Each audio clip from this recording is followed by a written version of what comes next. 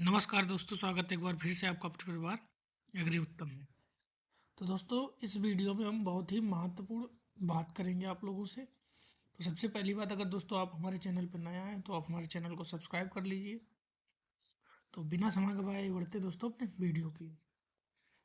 जैसा कि आप लोगों को पता है कि अभी ऑडिटर की डीवी की डेट आ गई है और ऑडिटर की डीवी चलेगी 1 मंथ पूरा कंप्लीट, ये मान के चलिए।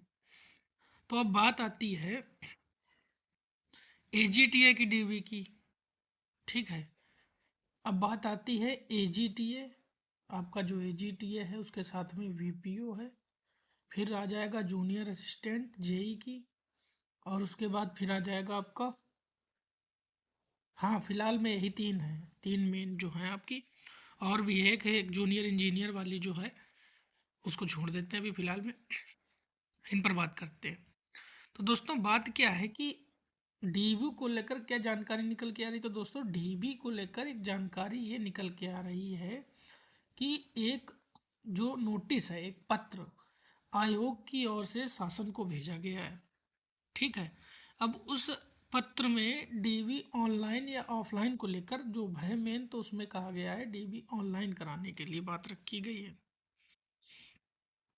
अब अगर डीबी ऑनलाइन होती है, मान के चलिए आपकी डीबी ऑनलाइन मोड में होती, तो ऑनलाइन मोड में होने से क्या है, क्या प्रभाव पड़ेगा। तो सबसे ज़रूरी जो बात दोस्तों करें, ऑनलाइन डीबी होने से कुछ अगर लाभ है तो कुछ हानियां भी हैं।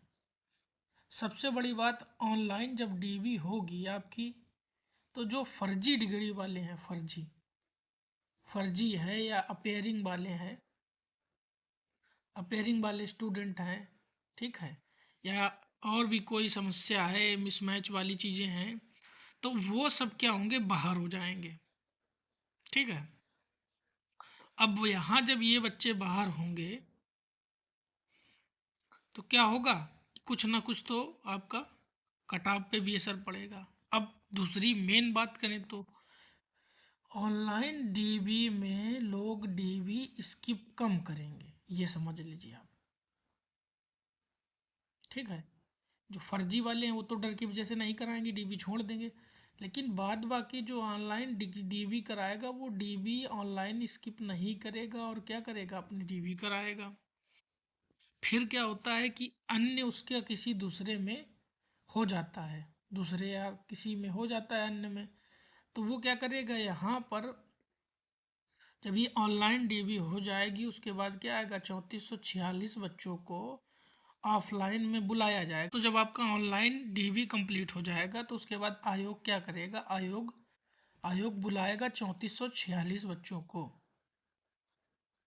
3446 बच्चों को ऑफलाइन में, और वहाँ पर इनके डॉक्यूमेंट फिर से एक बार वेरीफाई होंगे।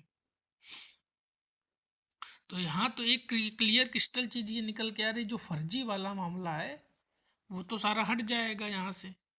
लेकिन अगर ऑनलाइन डीबी होगी तो डीबी मोस्टली सभी कराएंगे, डीबी स्किप कम करेगा इंसान। ये आपको एक छोटा सा बेनिफिट नहीं देखने को मिलेगा, नुकसान होगा, ये समझ लीजिए।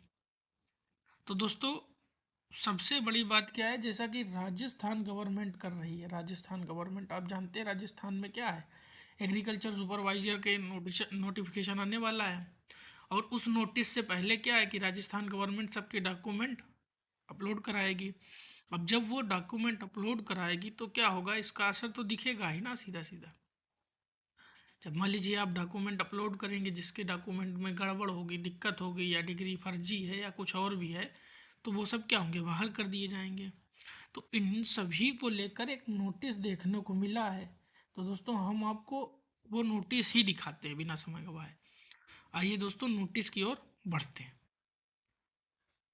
तो दोस्तों आप लोग देख सकते हैं, इसमें नोटिस में लिखा है, सेवा में माननीय अध्यक्ष महोदय, उत्तर प्रदेश अधीनस्थ सेवा चयन आयोग, यहाँ तितलीटल पिकअप भवन है, विभूति खंड, गोमती नगर में। ठीक है, अब विषय क्या है, यूपी ट्रिपल एस सी द्वारा आयोजित परीक्षाओं में डॉक्यूमेंट वेरिफिकेशन प्रक्रिया में अत्यधिक समय लगने कारण उत्पन्न विलंब के संबंध में ऑनलाइन डी व्यवस्था लागू किए जाने के लिए निवेदन किया गया है।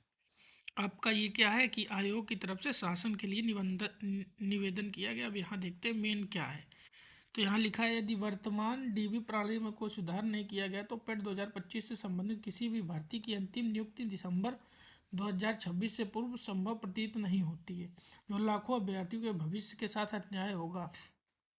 अतः महोदय से विनम्र अनुरोध है कि डॉक्यूमेंट वेरिफिकेशन की प्रक्रिया को पूर्णतः ऑनलाइन किया जाए, प्रमाण पत्रों का डिजिटल अपलोड, स्क्रूटनी एवं ऑटो ट्रैकिंग सिस्टम लागू किया जाए।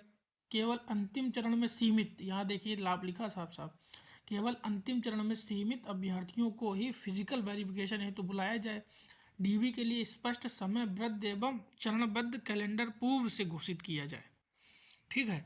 अब क्या इस प्रकार की व्यवस्था लागू होने से न केवल समय की बचत होगी बल्कि पारदर्शिता बढ़ेगी, आयोग पर कार्यभार कम होगा तथा अभ्यर्थियों को समय पर नियुक्ति प्राप्त होगी। तो दोस्तों एक ये जो नोटिस है ये इस समय जारी किया गया है, ये नोटिस जो है इसके ऑनलाइन डीवी को लेकर है। तो हाँ दोस्तों, बात ये है कि अगर जैसे कि आयोग कोई फॉर्म निकालता है तो अगर उसी टाइम पे वो डॉक्यूमेंट अपलोड करा ले तो आगे चल के ये सब चीज़ों की ज़्यादा समस्या नहीं होनी पड़ेगी। फिर फिजिकल वेरिफिकेशन के लिए आप बच्चों को बुला लीजिए और वहाँ करा लीजिए। तो ये चीज़ है दोस्तों, अभी फ़िलहाल में एक ये नोटिस जो है ये चल रहा है। अब देखते हैं इस पर क्या ही आपका सरकार फैसला लेती है। तो दोस्तों देखने वाली बात ये होगी कि जो शासन है या सरकार है वो क्या इस पर अपनी प्रतिक्रिया देती है ऑनलाइन डीबी को लेकर। अब इसका रिप्लाई आने में जो भी समय लगेगा उस रिप्लाई के बाद से आपकी चीज़ें सारी क्लियर हो जाएंगी। और मैं एक बात और बताऊंगा, जैसा मैं आपको पहले भी बता रहा था कि जो चीज़ें होंगी वो यहाँ मैं आपको बता दूंगा। दूसरी चीज़ क्या है कि जो आने वाली भर्तियों हैं उनमें थोड़ा सा फेरबदल या समय आपको देखने को लग सकता है। उसके लिए मैं आपको सारी जानकारी दूंगा अभी वीडियो के माध्यम से। अगले इस वीडियो में इतना ही, मिलते हैं अगले वीडियो में, तब तक के लिए जय हिंद जय भारत दोस्तों।